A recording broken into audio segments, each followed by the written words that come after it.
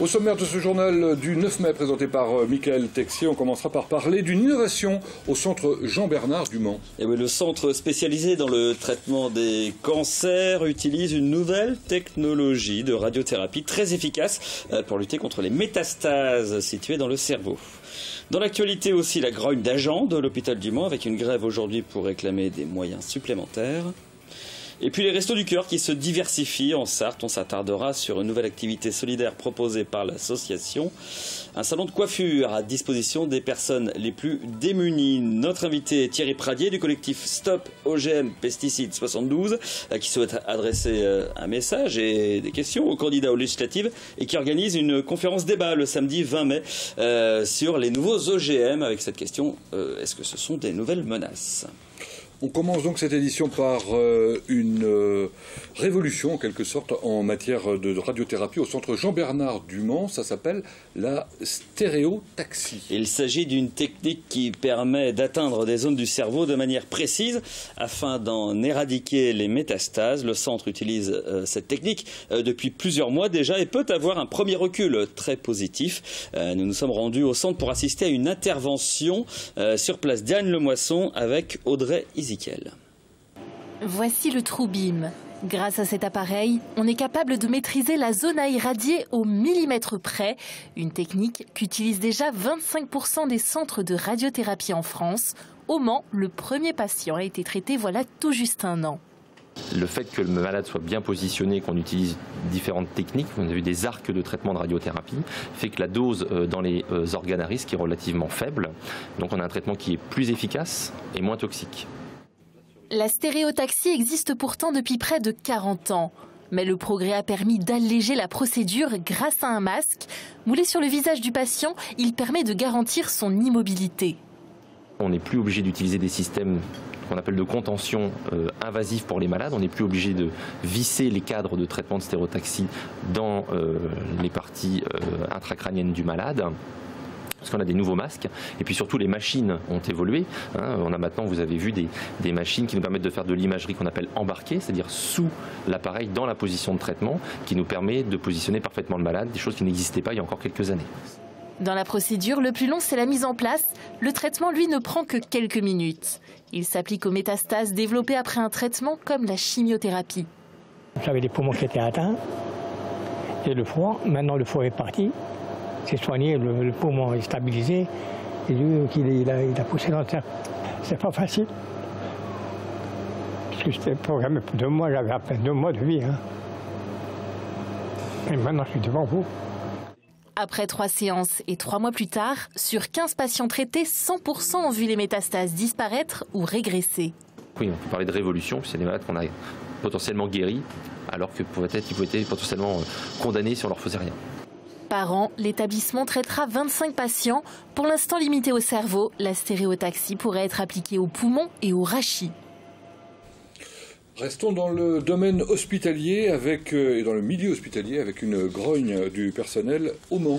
Une cinquantaine de soignants et auxiliaires se sont rassemblés devant le centre hospitalier du Mans avant de manifester à l'intérieur même des locaux à l'origine de leur colère un questionnaire que la direction a distribué aux agents. Devant le centre hospitalier, une cinquantaine d'infirmiers, aides-soignants, personnels médicaux et paramédicaux. Une colère des personnels relayés par Force ouvrière. À l'origine, un questionnaire distribué aux fonctionnaires de l'hôpital.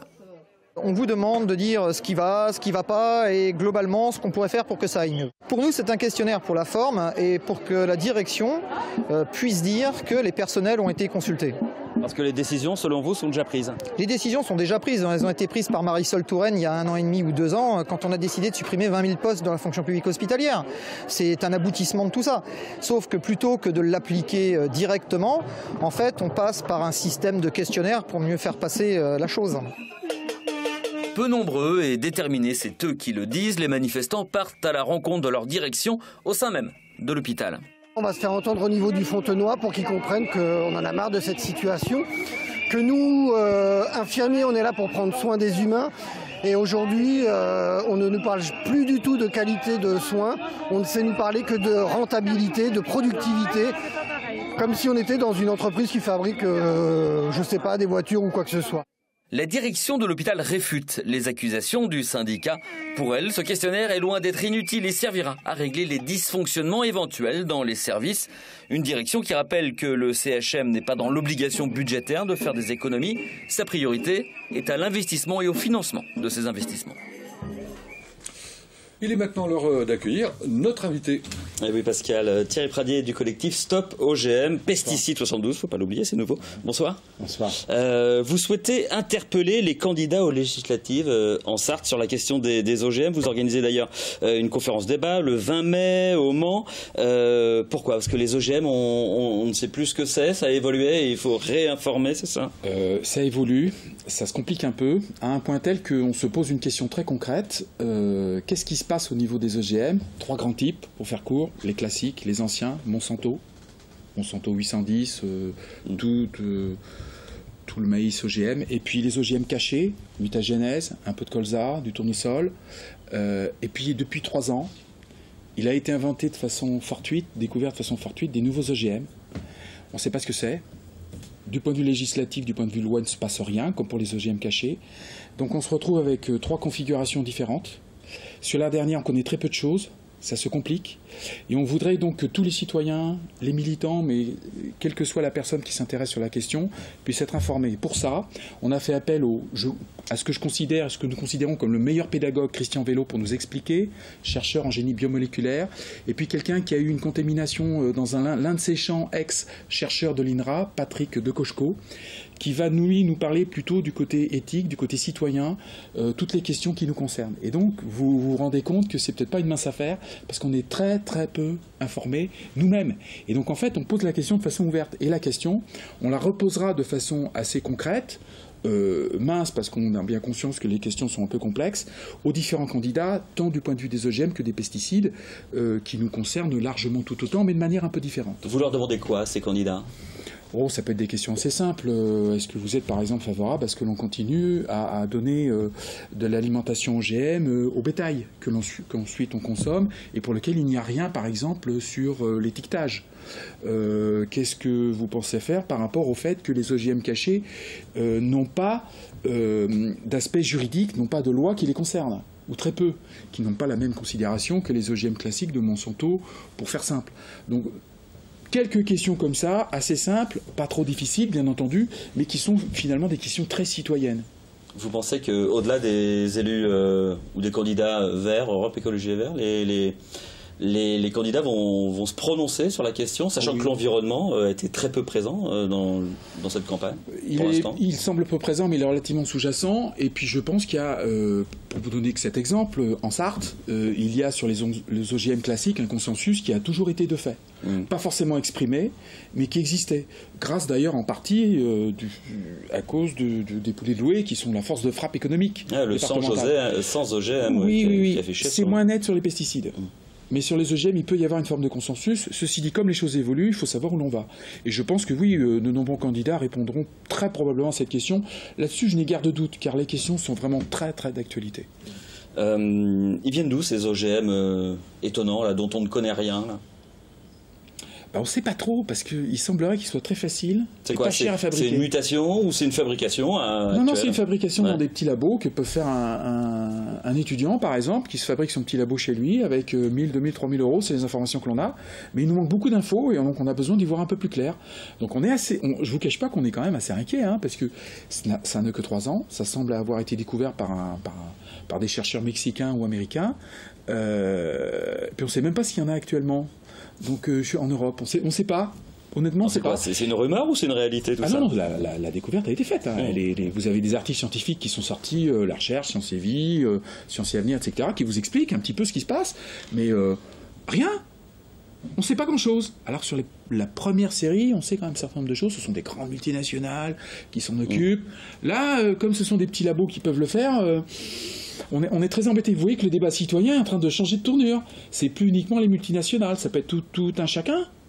Donc on a besoin d'en savoir un peu plus, concrètement. Ça nous pose quand même de grandes questions. Ça nous interpelle. Ça peut nous inquiéter, c'est de bonne guerre. Donc on a envie d'en savoir beaucoup plus, évidemment. Donc ça sera donc toutes ces questions abordées le 20 mai 2017 au Mans. Ça sera à la salle Pierre Guédou avec les 2 chercheurs que vous citiez. Une dernière question, vous regrettez justement, vous, que vous êtes un militant écologiste depuis de nombreuses années, vous regrettez que l'environnement n'ait pas été présent dans la campagne présidentielle? On peut toujours le regretter. Ce qui est un peu dommage, c'est qu'il est sous-jacent, mais du coup, on l'a traité de façon un peu superficielle. Mais il est toujours sous-jacent parce qu'évidemment, plein de problématiques nous arrivent qui sont liées à l'environnement et qui vont être de plus en plus présentes. Que ce soit la dérive climatique, que ce soit les OGM, les pesticides. Écoutez, les pesticides, c'est quand même une sacrée question aujourd'hui. Et il y en a plein d'autres. Donc forcément, cela va ne faire que revenir sur le tapis. Merci Thierry Pradier d'être passé sur notre plateau. Merci à vous. On parle de basket maintenant avec un départ annoncé au MSB. Et oui, Shannon Shorter a demandé à être libéré de ses engagements avec le MSB, annonce du club. Le MSB, donc, sur son site internet aujourd'hui, la dernière recrue arrivée le 15 mars seulement, a invoqué des raisons familiales et demandé donc à pouvoir retourner aux USA. Le joueur n'est donc pas aligné dans l'équipe qui joue face à Nancy ce mardi. Alors vous l'avez annoncé dans les titres, on va poursuivre avec une initiative du côté des Restos du Cœur. Et oui, la réinsertion professionnelle passe souvent par une apparence physique soignée et une confiance en soi restaurée. C'est pourquoi depuis janvier, les Restos du Cœur du centre du Miroir au Mans proposent à leurs bénéficiaires de se faire coiffer gratuitement. Un moment rien qu'à soi dans la bonne humeur, Mathias Hubert a assisté à une de ces coupes de cheveux solidaires. À première vue, nous sommes dans un Resto du Cœur des plus classiques. Et pourtant, en coulisses, c'est un vrai petit salon de coiffure qui s'est installé. Depuis janvier, Pierrette, une ancienne coiffeuse, s'occupe des cheveux des bénéficiaires. C'est un vrai salon de coiffure avec une vraie coiffeuse. Voilà.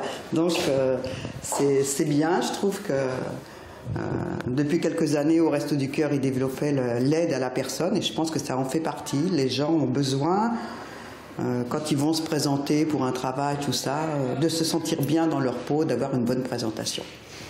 Voilà. Ça vous va? Oui. Ça vous plaît? Oui, impeccable. Vous allez pouvoir aller chercher du boulot? Oui, maintenant c'est plus présentable. Voilà. Ce jour-là, c'est Fanny qui passe devant le miroir et pour cette mère de famille, les bénéfices de cette séance vont bien au-delà d'une simple coupe de cheveux. C'est que je consacre beaucoup plus de temps à mes enfants qu'à moi-même. Et donc là, c'est vraiment pour moi.